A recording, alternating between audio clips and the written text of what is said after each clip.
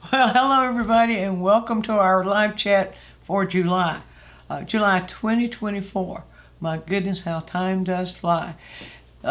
So today we're going to be doing one of my favorite topics, and that is anything dealing with color. I just get excited about, because to me, color is one of the most almost miraculous element that we work with in painting and in the whole visual world, in fact. So I'm looking forward to getting into this, and I bet all of you are too. But as usual, before we do, let's just talk about how the question sessions work. The we have the we have questions limited. Let me say it that way. If you want to ask questions, you have to be a member.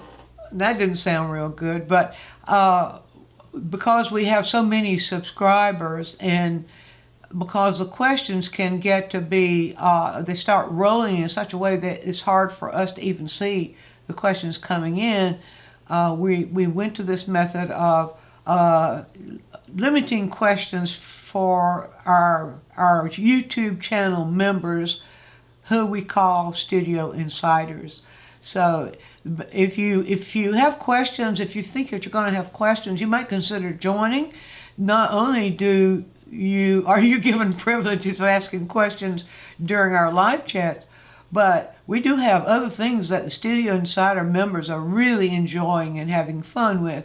And one of those is, the big perk is that every month on the third Sunday, you get a coupon for a free video lesson.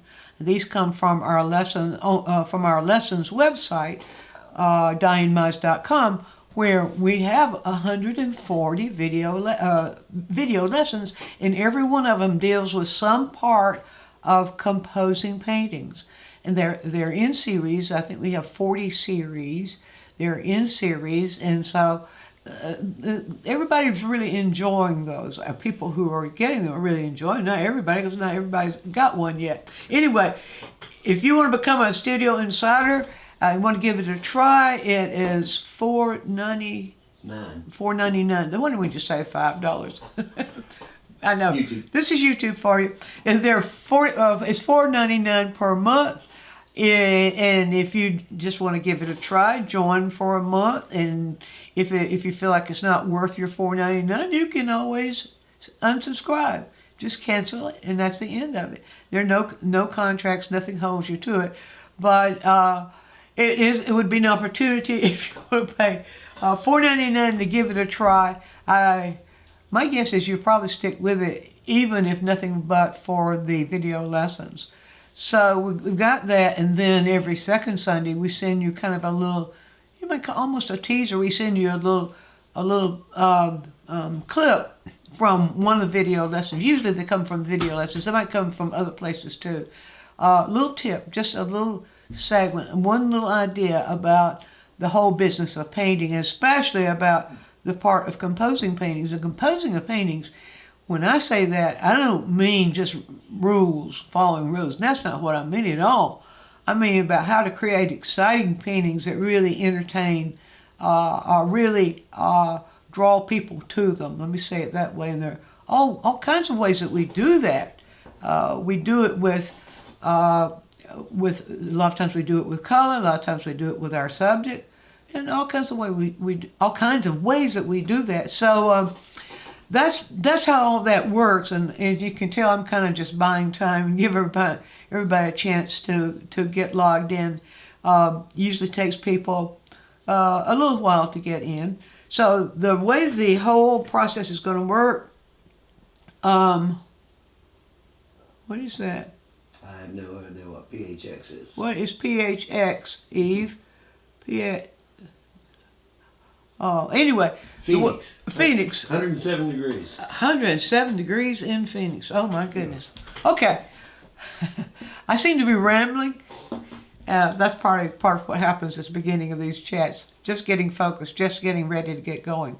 So the way this works is we're going to show you, I have a video prepared for you. It's about a almost 13-minute video prepared for you, where I go into a good way to mix color and always be sure that you're going to get the color you're looking at. It works every time. And so it may be a new idea for some of you if you are not, if you haven't taken lessons with me, or if you're not really, used to our YouTubes, if you're just new to our YouTube quick tips, then this may be new to you. But it's my guarantee that this process will enable you to get the color you're looking at every time if you're following the process. Okay, I think that's enough of my rambling around, don't you, Roger? It could be. It could be. I think it's time to... Nova Scotia's in the house. Nova Scotia's in the house. Welcome, Deb. Glad to see you made it. Let's see. Okay, I tell you what, let's get going with that video, and then here's... you members, get your questions ready as they come to you. If you get something to write on there, if you just jot them down, usually if you start to ask the question in the chat, you're going to miss out on one of the explanations probably. You know, I'm old-fashioned teacher type, don't you know? Not quite, but anyway, almost. So we're going to go ahead and launch the video now and let you watch the video, and then we'll take your questions and get going with the discussion after the video. Okay? You ready to roll it, Roger? Let's go. All right, roll it.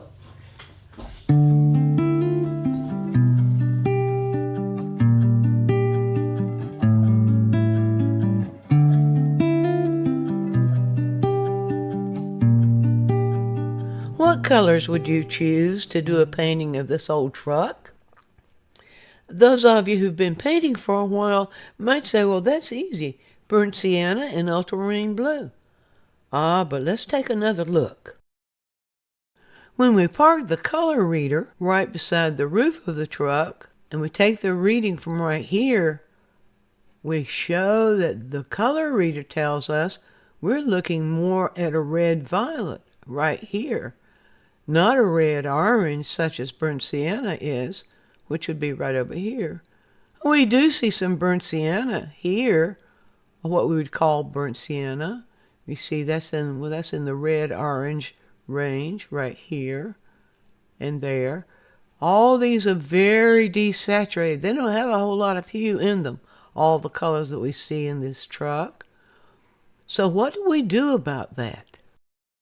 How about this? What if instead of using the tube names like ultramarine blue, burnt umber, yellow ochre, and all those, what if we based our decisions on the color wheel? Just think about it. The gambling company alone has 98 colors listed in their oil paints. Now add to that all the other companies that make paints, just for the oil paints, all the other companies that make paints, plus the variations on the colors of some of the paints that have the same name. That's a lot to have to remember, especially if we're using the color wheel to make our mixing decisions, we only have to remember 12 colors. And we can learn by experience what those colors do to each other, how they behave when they're mixed together. And that can become easy to do when we know what hue each color has in it and what happens to one color when we mix another one into it. Let's talk about that just a little bit. For more clarity here, I'm going to use this 18-unit color wheel, really, that has only 12 colors on it. Has the primaries, of course, like all color wheels do. It has the secondaries, as all color or traditional color wheels do. For the tertiaries, what we have in this wheel are two versions of each tertiary, because a tertiary has in it both a primary and a secondary. So for example, yellow-orange can be yellow-orange that leans towards orange. It can be yellow-orange that leans towards yellow. Yellow-green can be yellow-green that leans towards yellow, or it can be yellow-green that leans towards green. And all the tertiaries work that way. Each one of the tertiary colors has in it a primary and a secondary, and it can lean towards either one and still be a tertiary color. So that's one of the miracles of colors, is all the variations that we can get in the colors that we mix. The primaries and secondaries will always remain the same hue. When they become another hue, leaning in the direction of one way or another, in other words, if a primary begins to lean towards a secondary, it becomes a tertiary. And the same thing about secondaries. If a secondary leans towards a primary, then it becomes a tertiary. Now, example of what I'm talking about here is that red is a primary, orange is a secondary. If red starts to lean towards orange, become more orange, it's no longer a primary.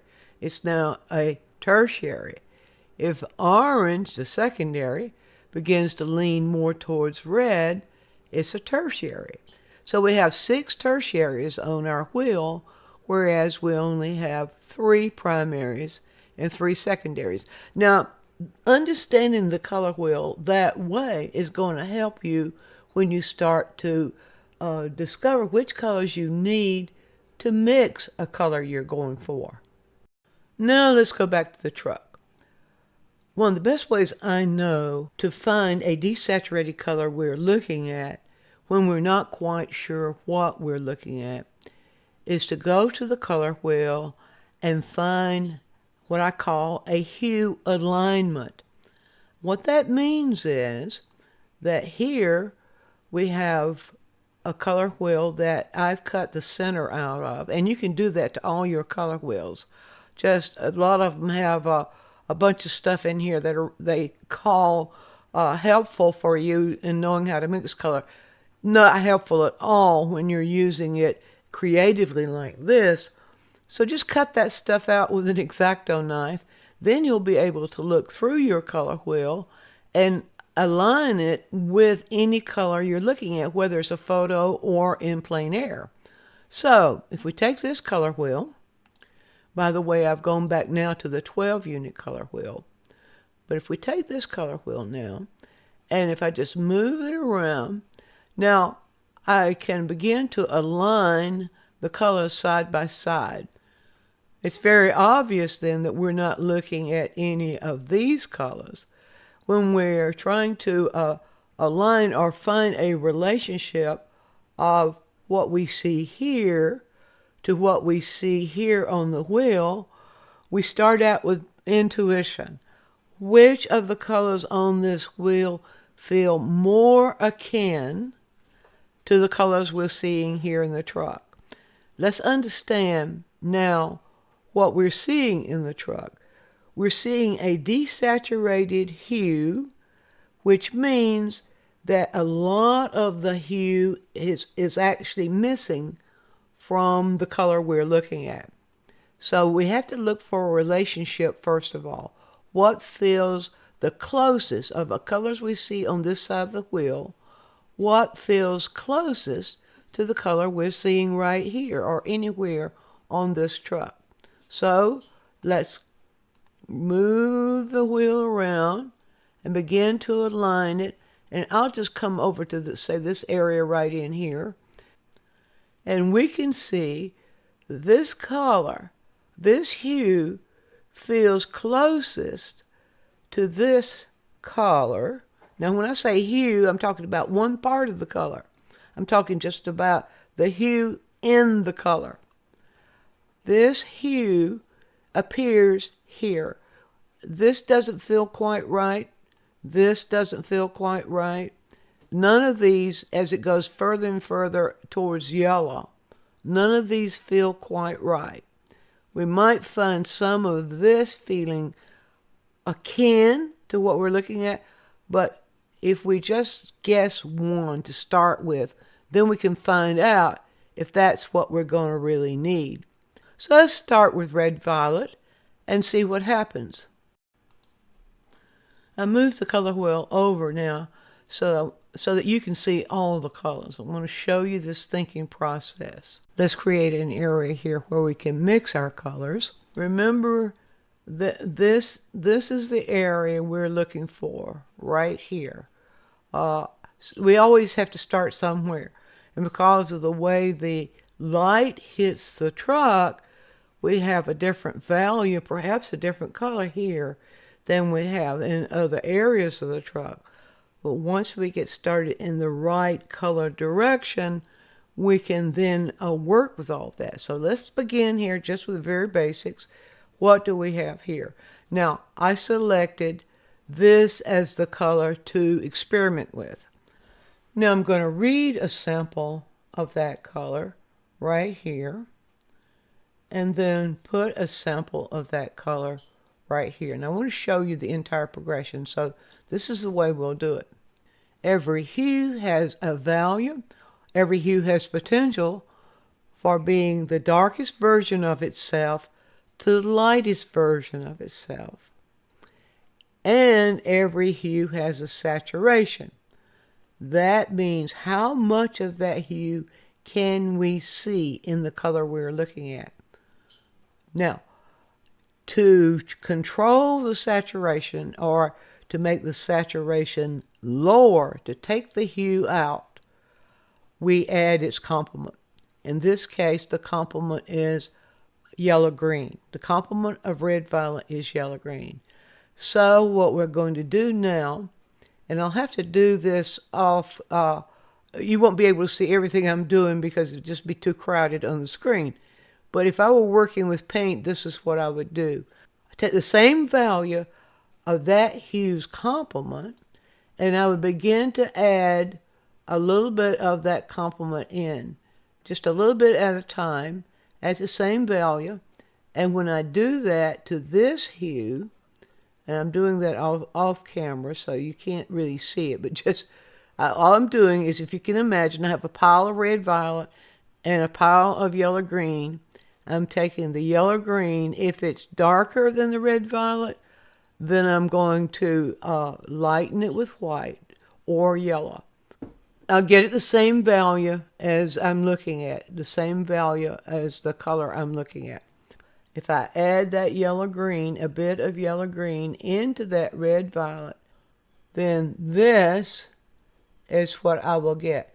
Now, can you see that this is already beginning to look a little bit more like the color we see in the truck? And so what does that tell me? So I need to add a little bit more of that yellow green at that same value. So I will do that. This is what I get. That looks very close, doesn't it? In fact, if I go over here, and I'm just going to make this, look at that. See how close that is? That is very, very close. So I'll take that mark away. So maybe I need to add just a hair more, just a tad more. Let's see. And if I add a tad more, this is what I get. And if I come here, look at that. Almost spot on. That tells me then that what I need as my main working color for all those red violets I see in this truck, I need this combination. Now, we may get some variation. And remember, when light hits a color, it bleaches it a bit. But if you get the value and the saturation of that particular hue, then you can adjust it one way or another. Now, that's the process to use for every color you're trying to mix. Locate the hue just by aligning the color wheel with the color you're looking at.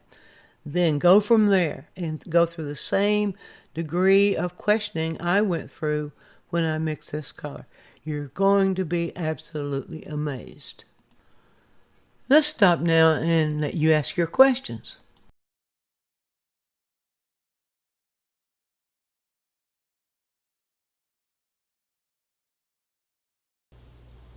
Okay, we're ready for your questions. While you're getting your questions ready to come in, I want to welcome Carol, and I hope I've got the name right here, Abru. I bet people murder your name all the time, as new members. So welcome, and then the others who've checked in, Susan, E, Deb, and Sheila. Welcome to all of you, and all others who haven't checked in. Welcome to you too. So now, getting ready for your questions. Was that so clear that you don't have any questions whatsoever about this process of mixing colors? Here comes one from Carol. Were there any colors you have not been able to mix from the 12 basic ones? Never. Now remember, the 12 basic ones, we're talking about the 12 hues on the color wheel.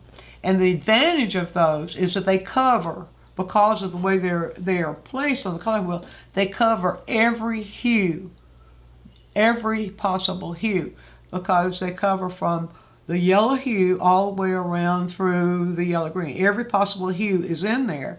Well, because of the way we work with those, every single one of those hues, we can create the darkest dark to the lightest light for. And for every single one of those hues, we can create the most saturated hue of that, most saturated version of that hue to the least saturated version. And now if you put together the hue, the value, and the saturation, you've got color.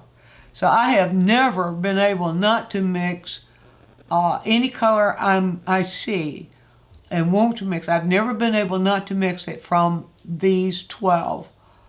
Now, this is not just limiting you to just those tubes. We can talk about that in just a moment. Let's see.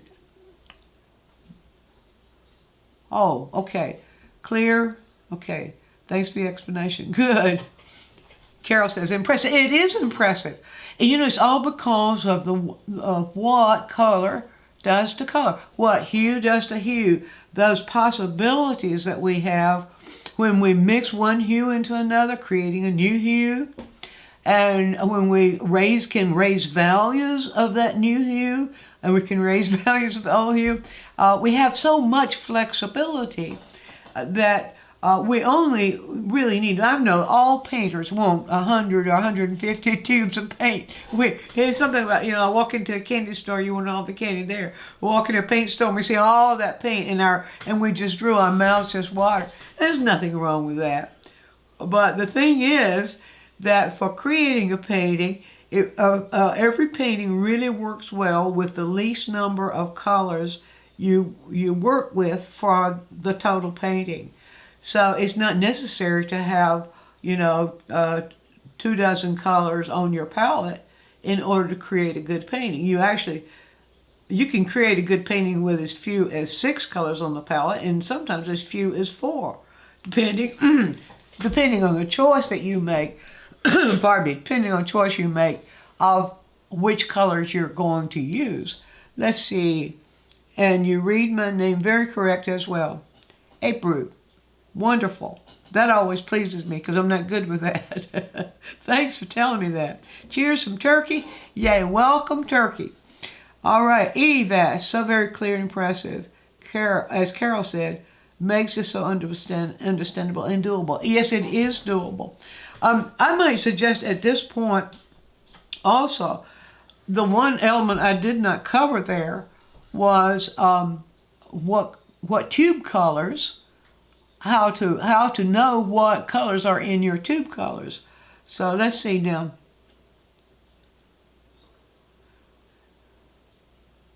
Okay, I was reading what Cheryl said. Cheryl had trouble signing in, and she said, missed the video, but I still have difficulty with either too much saturation or not enough comments.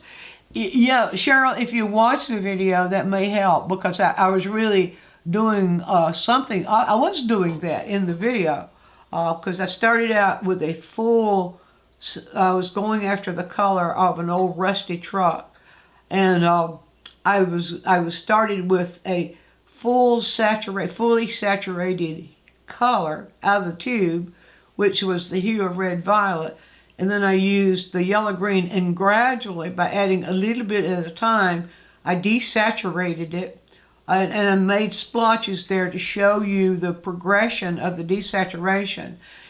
If you take yourself after, you can always watch this because it's going It's going to be, this is recorded and it's going to be on our YouTube channel when we finish up. So you probably know how to do that.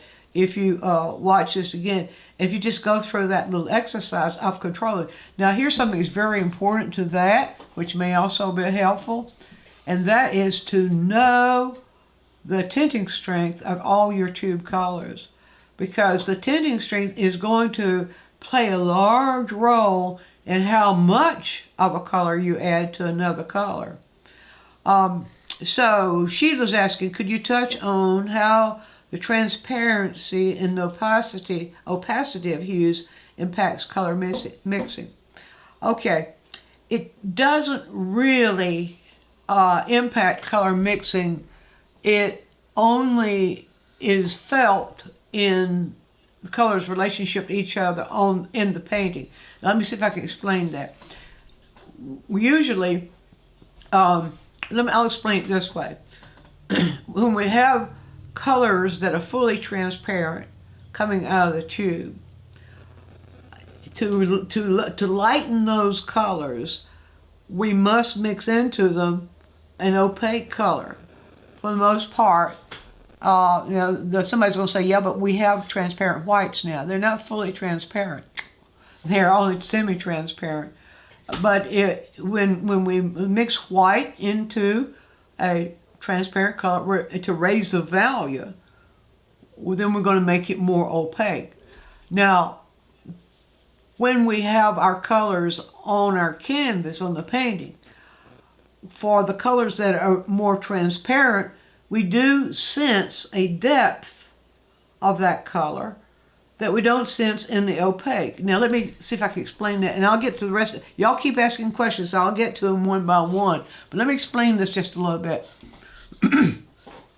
When the light strikes the surface of a canvas, whether the color on that canvas is transparent or opaque is going to depend upon what the light rays do. Now, if the color on the canvas, if the paint on the canvas is transparent, the light rays come towards that transparent color, and they go through the transparent color and bounce back from the surface of the canvas, from the back of the canvas, where that transparent color is placed. Then they bounce back. Well, by the light rays going through that transparent color, it makes it feel like it has more depth. Our response, visual response to it, is we feel that we're looking through it. When there are more opaque colors on the canvas, the light bounces off the surface of the paint. It doesn't go through the paint because it's opaque. It blocks those, or it hits those light rays hit it, and the light rays can't go through something that's totally opaque. It can seep through something that's translucent or something that's semi-transparent. Some of the light rays can get through, but when it's totally opaque, the light rays bounce back off that opaque. So you can see that when you make a color opaque, the light rays are going to interpret that, or the light's going to hit it in such a way it won't feel quite as rich or have the depth. I'm not going to say rich because that's not. There are other things that affect that too.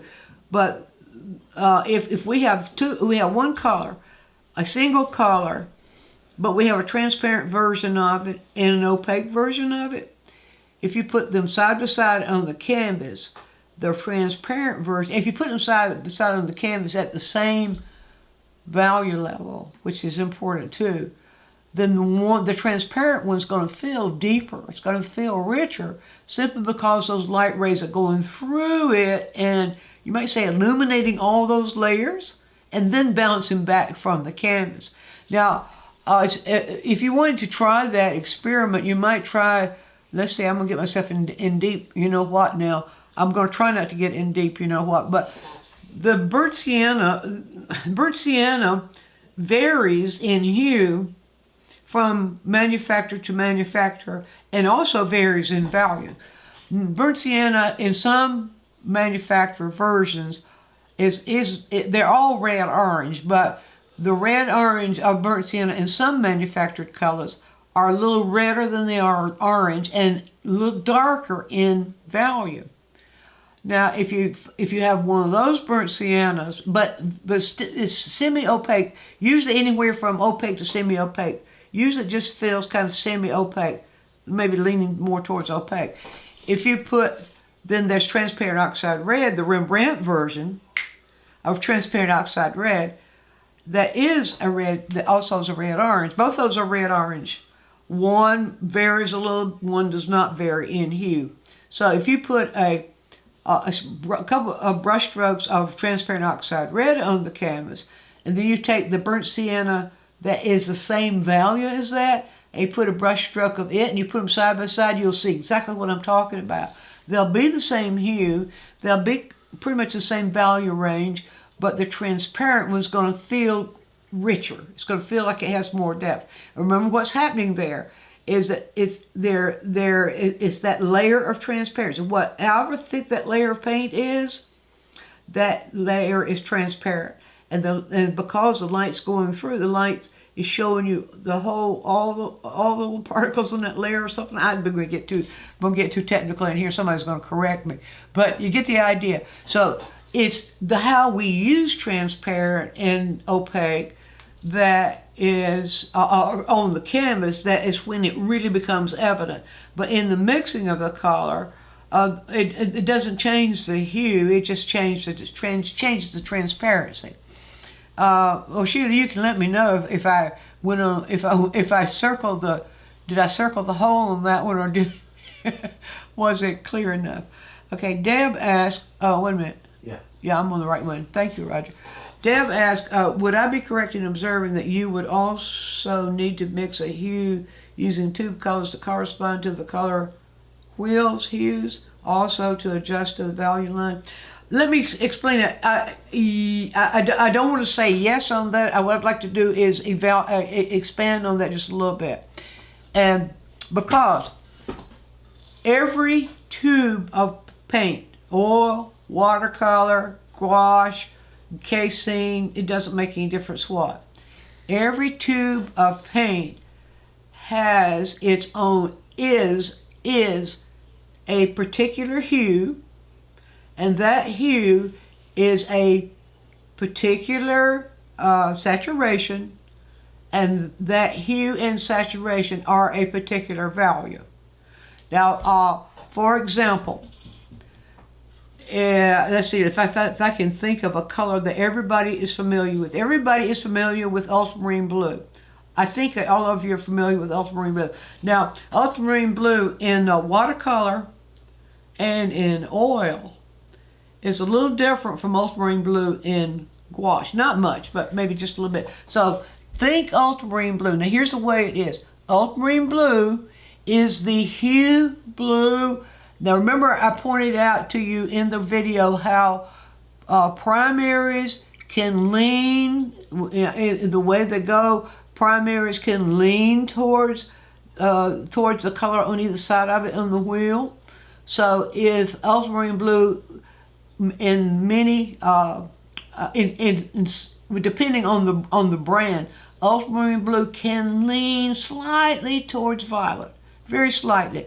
It's not enough for you to really call it yet a tertiary, but it is a primary. It's ultramarine blue. Blue is the hue. Ultramarine blue coming out of that tube is in its purest version. If you thin it with a non-opaque paint, if you just thin it with a medium, it is almost fully saturated. It's very close. It's not totally desaturated. Now, if you put it in a thicker mix, that becomes harder to see because it's very dark in value. So its value is dark. Its saturation is, you could say, almost fully saturated, very close to fully saturated. And its hue is blue. That's what I mean. Every single tube color has those three characteristics in it. Every one is unique. Now, if I go to another tube color everybody might be familiar with, since I'm talking about burnt sienna, or I could talk about burnt umber. Yes, I'll talk about burnt umber. Everybody's familiar with burnt umber? Okay.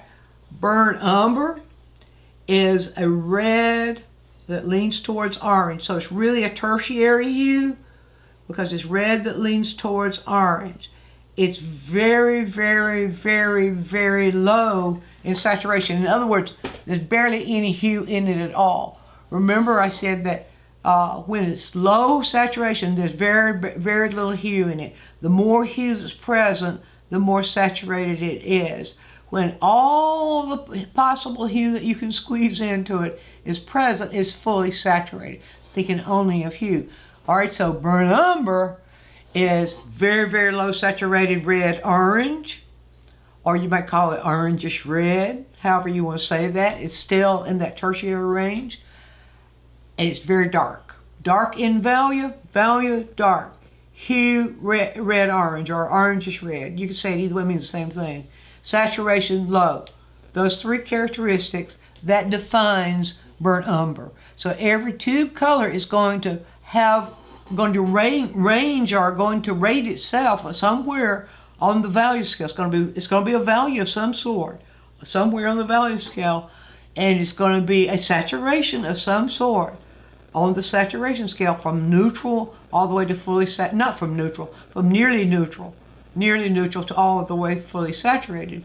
And it's going to range in hue. It's going to have its own identity as to hue, and so if you in those terms I just described to you, then the answer is yes.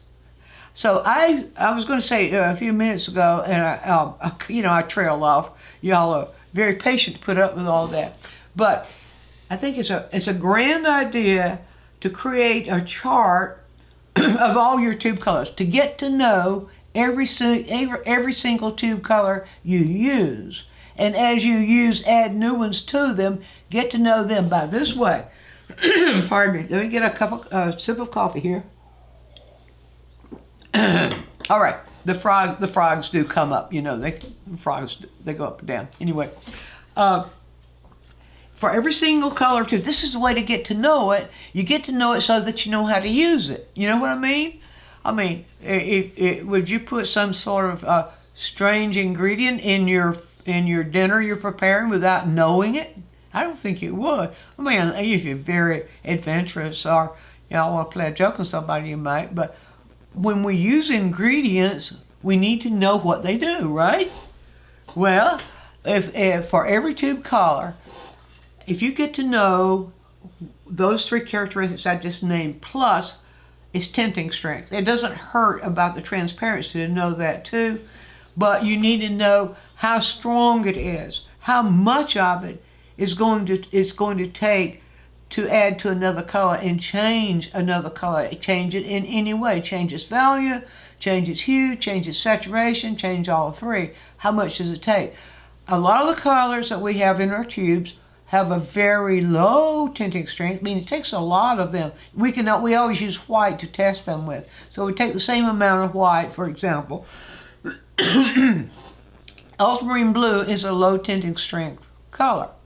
So I take same amount of white and I put it in two piles, and I put same amount of ultramarine blue and mix it in one pile as I do phthalo blue, which is high tinting strength. One of the highest tinting strength colors we have are the phthalo colors.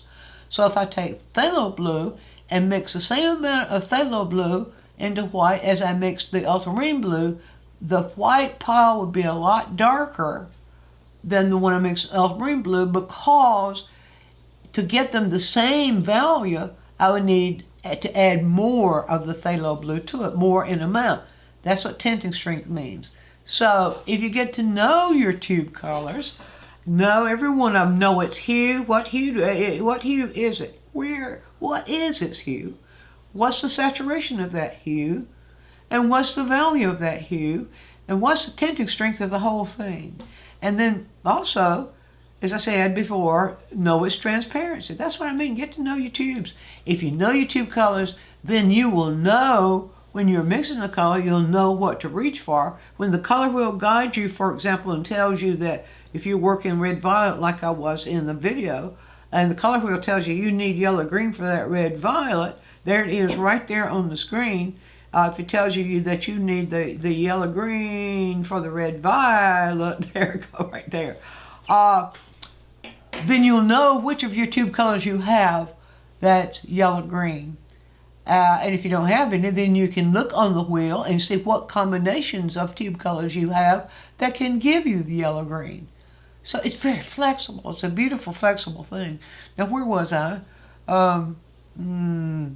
Okay. That was my short answer to to Deb's question. Whoa, I can't see the question. Yeah. I just can't see the comments. Where'd they go? There we go. Okay. All right, let's see. Cheryl says, great, thank you. I will go back and watch the video. Sorry, I missed it. Yeah, well, I'm sorry you did too, but you will always be able to go back and watch it. And that's one thing that we're really glad that YouTube does, is to make these available after we do the thing. Okay, Sheila says it's well understood. Eve says it's a great explanation, wonderful. And is it Atelier? That must be a handle of some sort. Hello from Switzerland. Wow, we've got Switzerland here. We've got Nova Scotia here. We've got Turkey here. Wow, we're an international chat session tonight. That is wonderful. Okay, Carol says, I use water-based oil paints. Your thoughts on pros and cons? By the way, huge fan for years. Thanks, Carol. Well, I'll just say here and read the huge fan for years part. Yeah, okay. Water-based, the way that the formulas of the water-based paints that they have come up with now seem to be a lot more sturdy and user-friendly than they were when they first came out. So the colors work the same. There's no difference in the mixing process for what I was explaining of how color works. The colors, no matter the medium, actually the colors are going to work the same. So yeah, why not? Now I might recommend, in my opinion, I don't have much experience, very little, and the only experience I have with water-based paint is what I've learned from my students who use water-based paint, because I'm so attached to my oils, and I have never had any reaction or anything from oils. So my system is so it's got about 65 or 70 years of, I better be careful there because I'm going to tell my age, but most of you knew it anyway. Anyway, that many years of working with oils, and I've never had any problem with oils at all. But I have been interested in water-based paints because I know a lot of people do have reactions to the oil one way or another, and they need to use the water-based.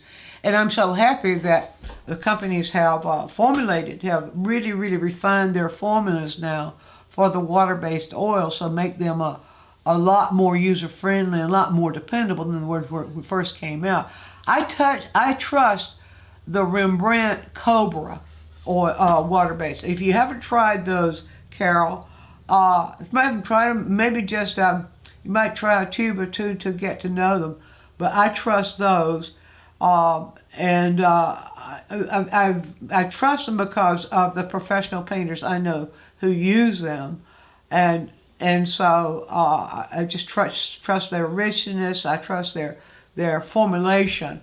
So Rembrandt is the Rembrandt company is a company that cares about the standards. They care about the quality of the paints from artistic viewpoint, and so I have a little bit of I lean towards the Rembrandt brand pretty much just because of their ethics, their work ethics, and their care ethics about the quality of the paint and the artistic, their desire to make the best paint possible for the oil painter. So, and also, well, I'm not as familiar with their, I am familiar with some of their other, but never mind about that. Anyway, I do like to chase, what do you call it? What do you chase when you're circling? Chasing your tail? Yeah, that's not funny. All right. So, what are we doing on time here? Still got a little bit time left. If any of you have other questions you'd like to ask. Let's see here. Oh, great answer. Oh, good.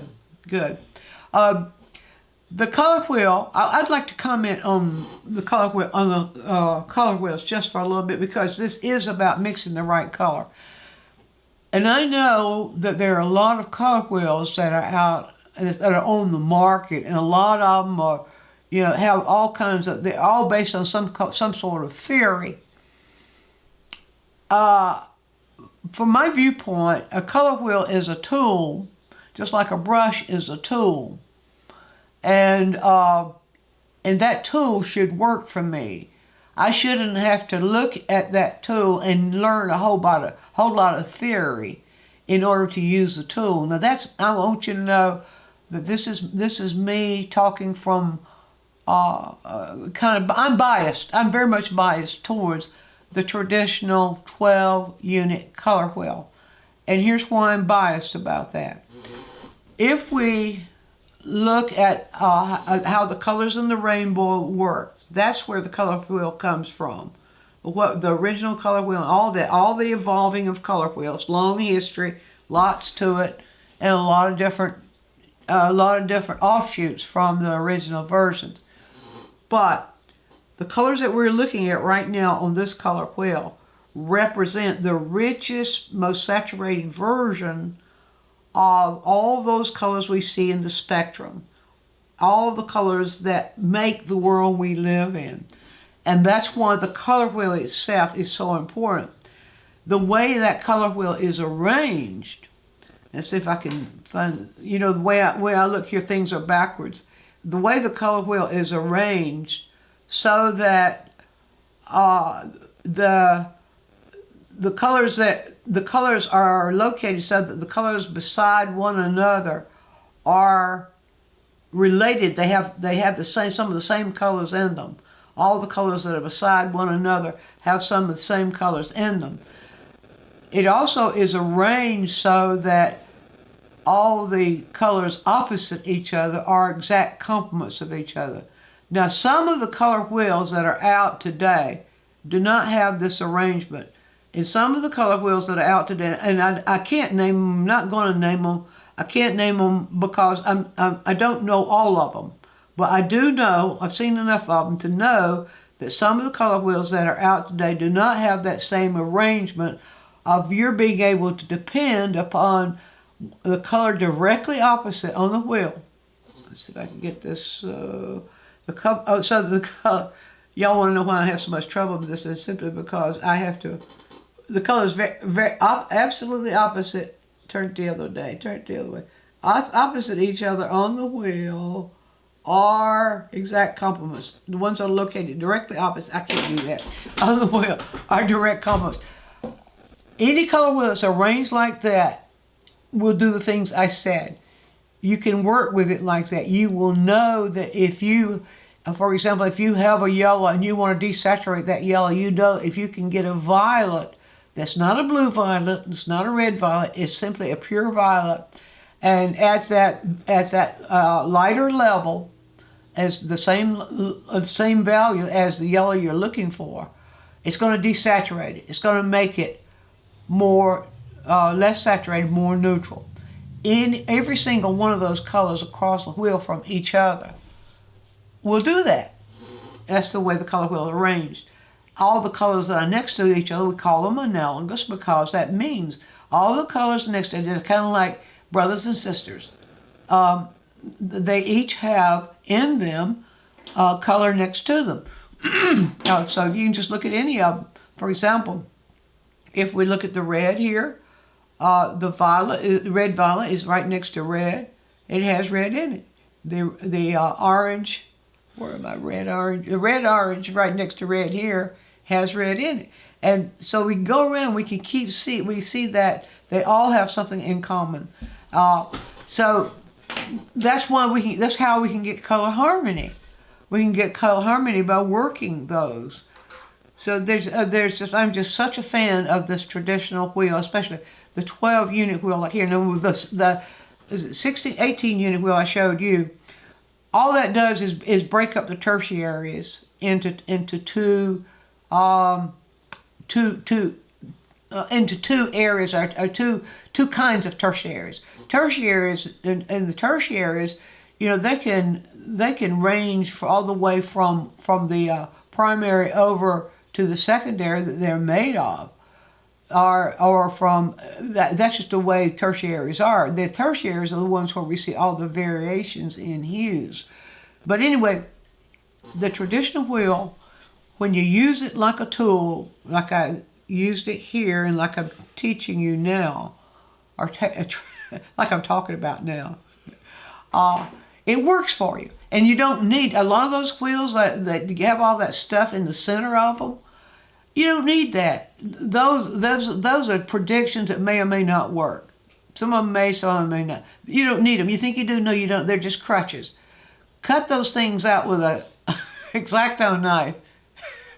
I'm laughing because when I was still still teaching in my studio, my private studio, and also when I was still teaching college, when students got their new color wheel, I'd always make them take the X-Acto knife and cut out that center, and it just killed them to have to do that.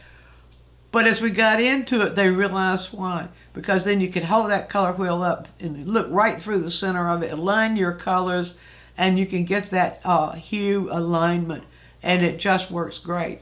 All right, so I think maybe while I'm chattering like that, another question came up. Deb says, how do you decide what hue to use on a toned canvas? Well, the toned canvas is your first hue. So if you, and whether you're going to allow some of that tone to come through or not is totally up to you. Some people will tone a canvas so that they can allow some of the tone to come through. So, but the tone that you put on the canvas is your first hue, and it has its own saturation and it has its own value. From that point on, if you're trying to if you want to make your colors more harmonious with that hue, then that means that you need to work with colors that have something in common with that hue. Now, if you want to create more color contrast with that hue, or where you're working, if you want there to be more color contrast, then you'll want to go on the other side of the wheel from that hue and choose something that's more in a contrasting color. For example, if the hue that you choose for toning your canvas is a warm hue, sometimes people will use the burnt umber, burnt sienna. Burnt sienna is used an awful lot for toning canvases. But, all people use all kinds of things for toning. Then if you want there to be harmony in that, then you want to keep those hues, or you want to use hues that have some hue in common. For example, if you're using the burnt sienna as your toner, then anything from red violet all the way around to yellow are going to be harmonious, because you see they all have either red or yellow in them. And then if you want more contrast, then you go across over to the other side of the color wheel into these cooler colors, and these then will give you more contrast, more hue contrast. The cooler colors on this side will give more hue contrast when they're put next to the warmer colors on this side. And vice versa is true. So you start out by thinking about that tone as your first hue, and then build from there. Okay. A Bruce says, are there any books you'd like to suggest on color theory? I don't like most books on color theory because most of them are biased in one direction or another, and most of them end up just giving you rules to use. Maybe I should write that book. Maybe I should put that on my bucket list of books to write. It's already, kind of 2/3 full. But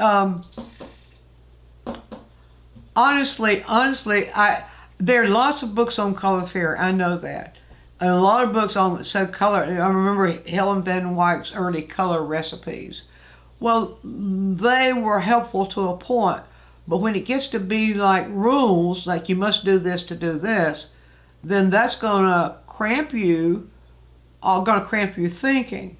And so right now, I can't think of, I really can't think of any books that I would say this is the one to go to for what color will do to color all the way around.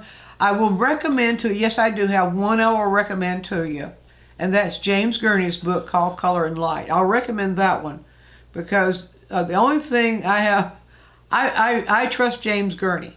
He knows his stuff, and he's not going to try to cram something down your throat or try to make you to believe some theory. I disagree with him on his color wheel, but that doesn't matter. His thinking of color works a little different from mine. It doesn't matter. His system works too. But I trust James Gurney. So that's the one I would recommend to you because it's not just color, but it's all the variations of how light affects color and all those kinds of things. And I trust James Gurney on that. So yes, I do recommend that one. But ones specifically on color theory, I'm familiar with a lot of them. But I'm not going to recommend anything that is dogmatic. I'm just not going to do it. I do recommend Richard Schmidt's Alla Prima or Alla Prima 2. Now, it's expensive. James's book is more affordable, but you have to save up pennies for Richard's book. I think if you get the paperback version, I think it's about $75 now. If you buy it from their website, it may be cheaper. I think the hardcover version is right around $125. I'm not really sure. But yeah, although in Richard's book, in the Alla Prima, it's a big coffee table book, man, it is really right, point on to everything. Alla Prima 2 by Richard Schmidt. He has a section on color there that I trust. I trust his using a color. I like the flexibility of using color, of where there's no dogma, but it's just how things work, and it's just very simple how things work. So that's the best I can do with that one. Cheryl, does toning canvas affect the subsequent penetration of light? Thinking of your comment about light going through a transparent color. Yes, it does. Especially if you're using transparent colors. Then if you use a transparent color to tone the canvas, usually tones are usually transparent. People will thin them down usually to tone a canvas. But wherever that most opaque layer is where the light bounces back.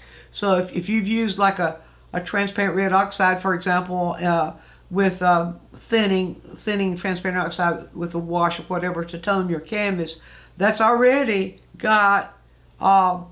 somewhat transparent. And yes, that's going to affect.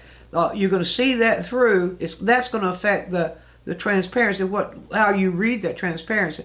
Light's going to go right through that and hit the canvas and then come back. So that's a good question. That's thinking of your comment about light going through transparent color to the white canvas. Yeah.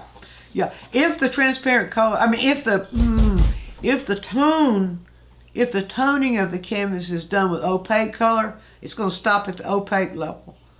So, and that's even different. See, so that's my comment there. Well, folks, I tell you what, we're almost out of time. We're very, very close. I'm so far out of time. Thank you. Let's see. Is that Roger? Did you do that? Yeah. There we go. That's Richard Schmidt's book, Alla Prima. You can go directly to Richard Schmidt's website, and people tell me that it's cheaper there. I got my copy years and years ago, so I haven't really checked that out. But people tell me it's cheaper if you go to his website. Just search Richard Schmidt and go to. I think there are two websites now, but I'm sure they're all Prima. Just click on books there. I'm sure both of them are going to have the book available, and check it out. If you can't afford it right now, start saving your pennies. Or if you got a birthday coming up, get some of your friends going together or family and buy that for your birthday. Or Christmas is still, we're only halfway to Christmas right now. It's not too early to make a request on that one too, for those of you who celebrate Christmas or whatever other holiday that you have. Okay, I got to cut off. YouTube's gonna get nasty if I don't. Okay, thank you all for joining us. And thank you you had some good questions. Thank you for keeping me busy answering your questions. And we'll look forward to seeing you next month. Next month for our August chat, we'll let you know, and look for our notifications about the chats. We'll let you know closer to the time exactly what the topic's going to be. But that's it for now, so bye-bye, everybody.